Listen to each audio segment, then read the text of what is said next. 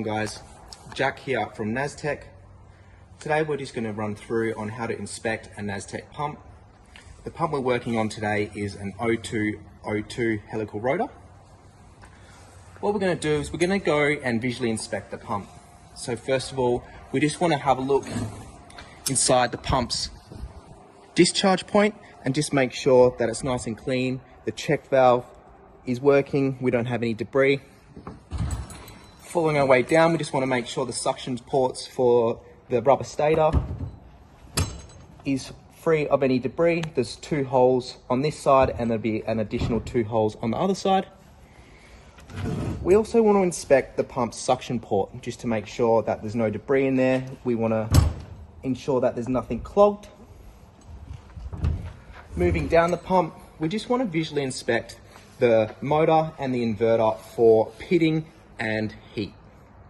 So we want to check the seams of the motor just to make sure we can't see any pitting holes, which would indicate that the pump is sitting in poor quality water. We want to check the inverter seams as well and the overall condition of the inverter, and just make sure again that there's no holes for pitting. We want to check the inverter and the motor for any heat maps. So this would indicate that the pump has been getting hot or warm. If it's sitting in a too large borehole, we would start to see a discolor in the motor and the inverter, which would indicate that the pump's getting hot. This is called a heat map. So we just want to check on both sides that we're not seeing this. As you can see, this pump is fine.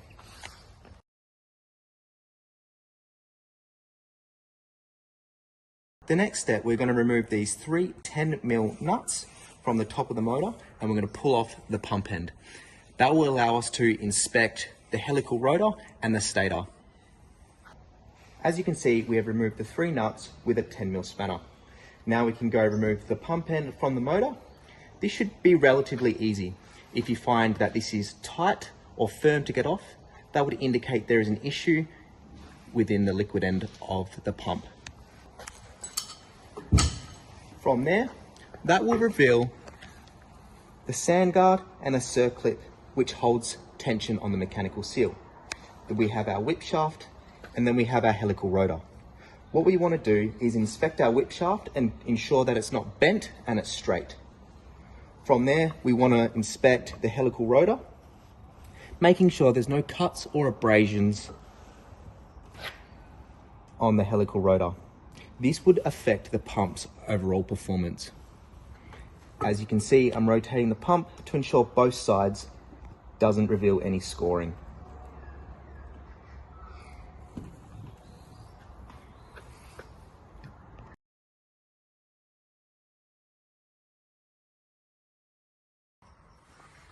So once we've gone through and we've checked the overall condition of the pump, we've checked the discharge, we've checked the coupling, we've checked the suction port of any debris. We've also gone through and checked the motor for pitting or signs of heat. We also want to check the electrical cable.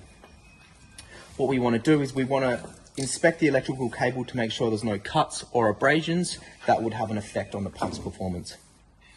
We also just want to check the resin junction. Make sure there is no soft spots and the resin is all hard. We also want to inspect the water sensor, which is integrated into the electrical cable. We want to make sure it's firm and it can't be pulled out.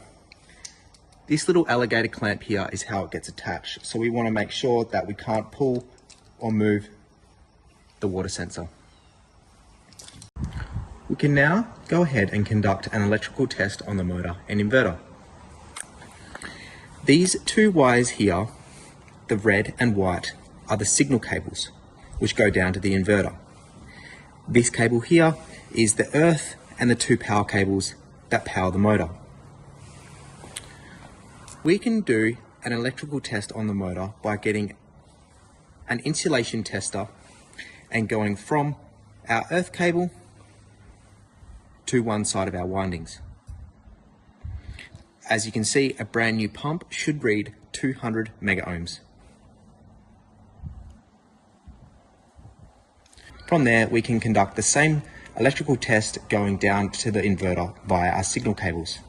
We can go black on earth and red on red, which should give us a reading of 200 mega ohms. We can go our red to white, which should also read 200 mega ohms. If we get anything less, that would indicate a fail with the insulation between the windings. Another test we can do on the signal cables is a resistance test. We can do that with a digital multimeter on the ohms function, going between the red and white on the signal cable, which, as you can see, should give us a reading of 870 ohms. If this doesn't read 870 ohms, that would indicate there is an issue with the inverter. Another electrical test we can do is on the water sensor. We want to do that by using a digital multimeter on the nanofarads function and putting the black cable to the earth and the red cable to the water sensor. This should give us a reading of 3 nanofarads. If we get anything less or anything over, this would indicate that there is an issue with the water sensor.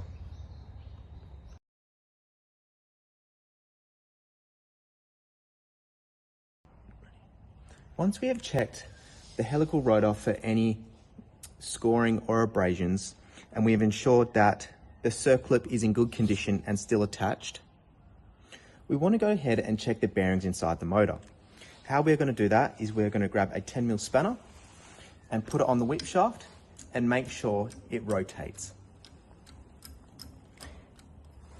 It should click or have notches, which would be the magnets clicking over inside the permanent magnet motor. It should have 24 notches per revolution. If I start at a 12 o'clock axis and rotate it clockwise, it should have 24 notches equal to 1 revolution. With a set of circlip pliers, we have gone ahead and removed the circlip. From there, that will allow the sand guard to pop up. We just want to visually inspect the mechanical seal. Just make sure it is in good condition and ensure that the spring still has tension.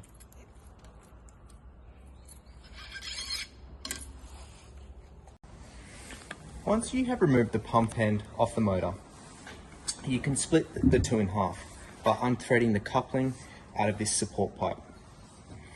From there, that will let us visually look inside to see the overall condition of the rubber stator.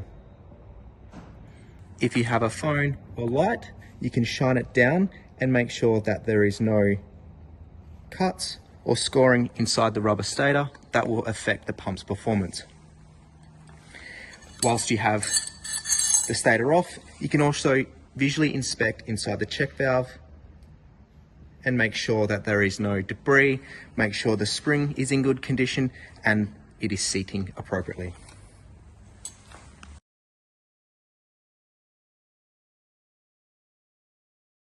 Once we have inspected the check valve to make sure it seats correctly, there is no sediment inside, we've also gone through and checked the rubber stator to make sure there's no cuts, abrasions or scoring. We've also inspected the helical rotor, ensuring that there is no scoring or abrasions. We've also checked it for pitting and ensuring it is in overall condition. We've gone through and checked the whip shaft to ensure that it's straight and it isn't bent. We've also inspected the circlip, making sure that's in good condition and it is seated correctly onto the sand guard. We've also inspected the electrical cable to ensure that there is no cuts and abrasions that would affect the pump. We've also conducted an electrical test on the motor. After you have inspected the pump, if you would like any other assistance, please reach out to Watertorque, your Nastec Western Australia distributor. Thank you for watching the video.